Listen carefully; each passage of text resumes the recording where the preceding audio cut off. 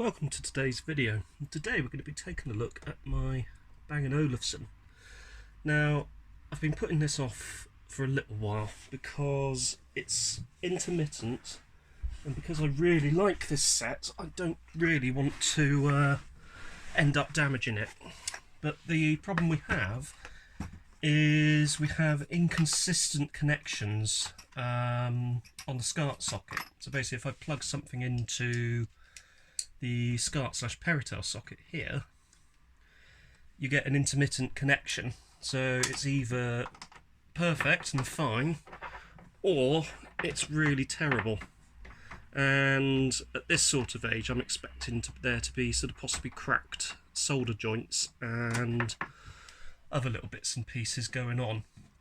So I've bitten the bullet because it's just getting worse and worse, and I'm taking the back of the set off. So I'm actually going to get in there and get a soldering iron onto things and see what we can actually do. So let's whip out these two screws. There's one either side. There's one here and one here. The back should then lift upwards like so, and it should come off. There we go, upwards and off. Oh, it's actually quite heavy because it's very sturdy plastic with a fake or real wood, I don't know, sort of a wood veneer finish. Anyway, that's out of the way, and we now have this board here which everything sits on. Now the nice thing about these boards is they do, or they should, pull out like so. So we do have what looks like this board in the way, which looks like the tuner board. Also, one of my favourite features of this set, it uses the later, well, I have many favourite features of this set, but one thing I really like are these later yokes on the later 540X tubes.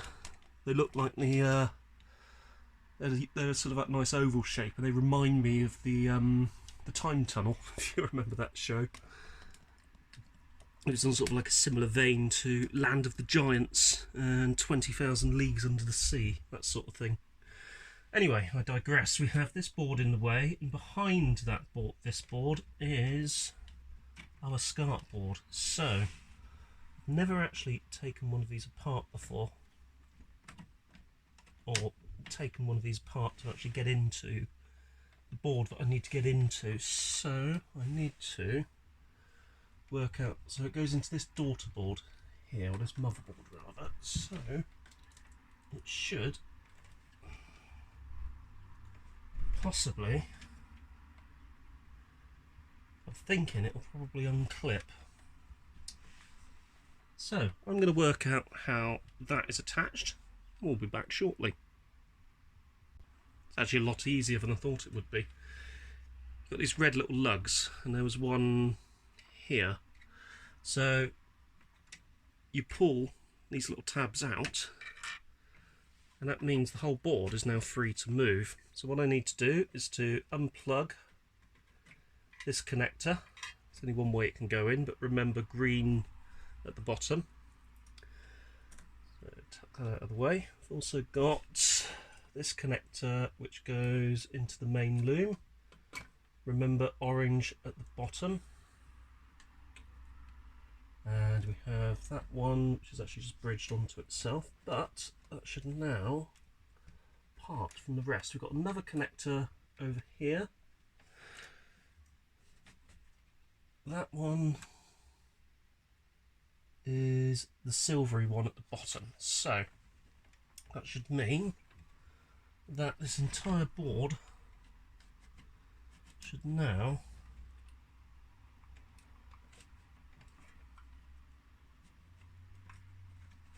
I believe come free. I've just noticed there's a wiring connector on the other side, and that wiring connector plugs into, I think, this board in the back. So I'm going to need to work out something to get that out. There's also one here as well, and one here, so they are slightly sandwiched together. Let's see if I pull it out, if that will give me enough leeway to get to it. I don't think it will. So we've got this one here and this one here that we need to pop off. The problem is, how do we pop those off? And I think I've just worked it out. So that does that. That opens up like so. And we have this one off of there.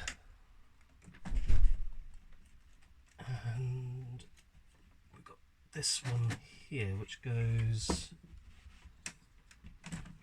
Actually, we might not even need to remove that board. We might be able to just do this. So, up with the SCART board, down with the SCART board, unplug the SCART board, then got the aerial connector there, but this does actually give us access to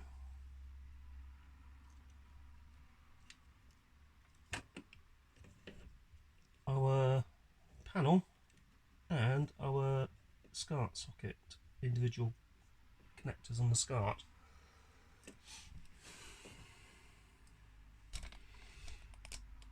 So we may not need to go any further than that. That should, ideally I would like to get this off. That should, looking at this, unclip like so, and remove like so, and that is tied into the loom, but that does give us a bit more leeway for doing something with it. So this is our little AV board. Should be able to just work the set forward a little bit and very gently put that back in. And what we can do now is start our soldering exercise. So let's have a look and see where would be a good place to start. I'm thinking I'm probably going to resolder each of these connections for this lead. Going to do each of these for this lead, so it's going to be 1, 2, 3, 4, I think, looking at that, and all of that SCART socket. So I'm going to pop that onto there like so. Get started with the SCART socket. So let's bring over the soldering iron. There we go, that should be hopefully be warm enough. Let's grab some solder. Solder sucker ready.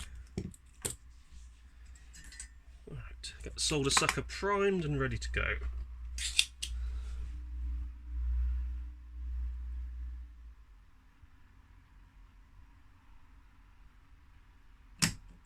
There we go. So what I'm going to do, so I don't actually miss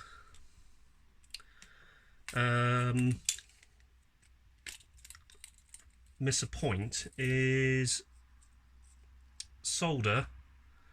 So I release the solder and then apply a blob of new solder and then work on, continue on to the next point that I wish to redo. So we've taken that one off, so that one is free of solder, and we'll just blob on a new bit of solder onto that terminal. There we go. Now I just need to repeat that several million times, well, 21 to be exact. So I'm going to do that. We'll be back shortly. That's the board re-soldered. So the next thing I want to do is to actually get it back into the chassis itself. So lots of things have been resoldered, lots of connections. Let's try and get those back in now. So we've got the RF board which needs to go back in. So that will go and clip in like so. So that'll just go in here.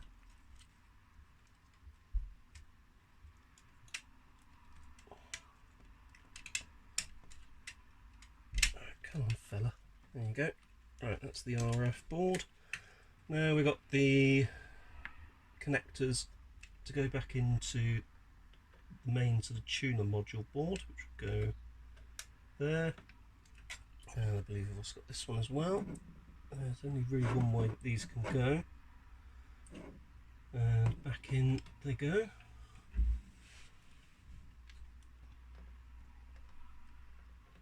So I've resoldered the connections to these little fly leads as well. So just, you know, just a little bit of extra belt and braces approach for this. Come on, in you go.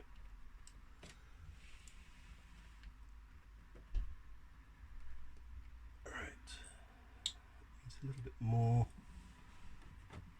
persuasion. Gently does it though, it will go in, so there's no fear there. Just need to get it just in the right place.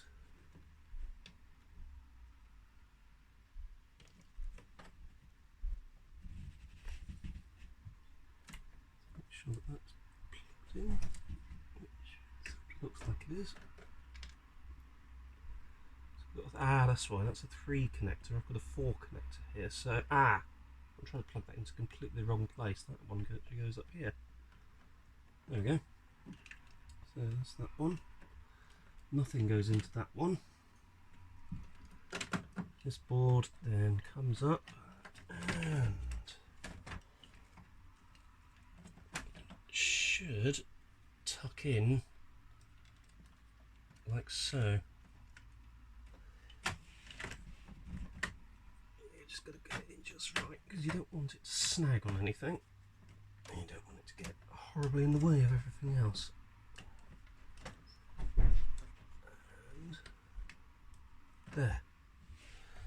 Right, then we've got these connectors, so we'll check those, and that should close over like so. That will go in, back into here, like so. So that locks that in place. We've got our tuner board, which we need to lock back in place as well. Although strictly, I don't think we actually really needed to move it. We now need to plug the tuner board back in. So if you remember, this one was green at the bottom. And there really is only one way that one can go. There we go. This one was orange at the bottom. Orange at the bottom. And you've got this one here. Plugged in down here, I think. Yep.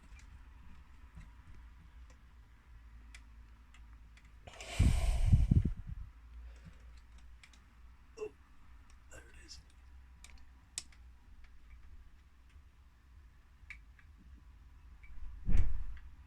Okay, go.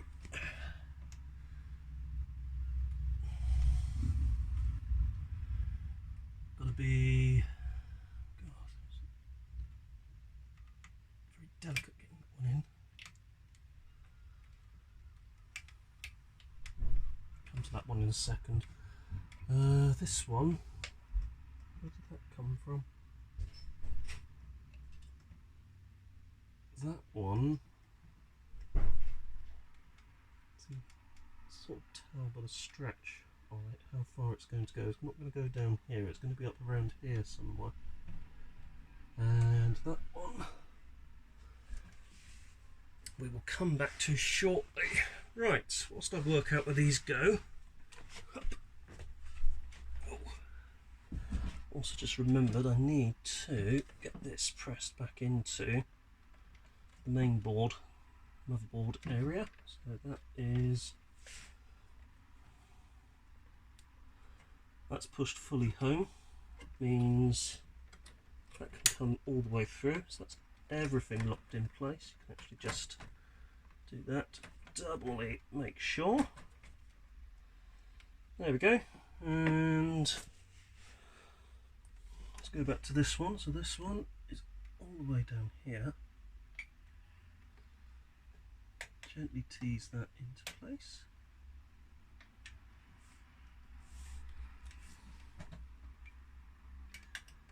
Right, there we go. Right, I'll be back shortly. So, just giving it a quick test. This is DVD. Obviously we've got the back off at the moment, so as you can see I've got that neck board very close to the wall, so just be extra careful. And so far so good, the picture is pretty much perfect.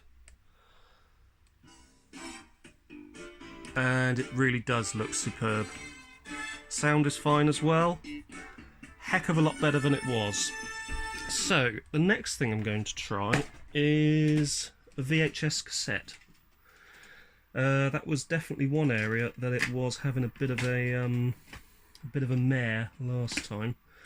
The DVD uses RGB. The VHS deck just goes over composite by the sounds of it. Let's try this one. Yeah, this will give us many hits, but my channel isn't monetized due to a severe lack of subscribers, so get busy, get subscribing so I can monetize. Not that it bothers me much. And in goes the cassette. So incidentally, I'm using this Panasonic affair. That's my Laserdisc underneath. So I'll get that in. And it was VHS cassette, so it was very fuzzy on DVDs, and yeah, it still seems to be doing it. It's given that sort of ghosting effect on VHS, which is annoying. So I don't think the VHS issue has been sorted fully, which is a shame. Yeah, it's still sort of doing that flag waving thing. So DVD's fine, I'm happy with that. Probably need a bit more investigation for VHS. Come on, let's turn that down a bit. Nope, I can't turn it down. Yes, I can turn it down. There we are. I haven't actually tried another tape, if it is just the tape that's the problem. Anyway, all that remains for me to do now is put the back on, but as long as it works for the DVD, I'm happy with that. It's not the end of the world that it's not working for VHS. It might even be the deck, to be honest with you. Could be the tape, could be the deck, could be anything. Anyway, thank you very much for watching. Hope you found this video interesting. Don't forget to like, don't forget to subscribe, and I will see you next time. Thanks for watching.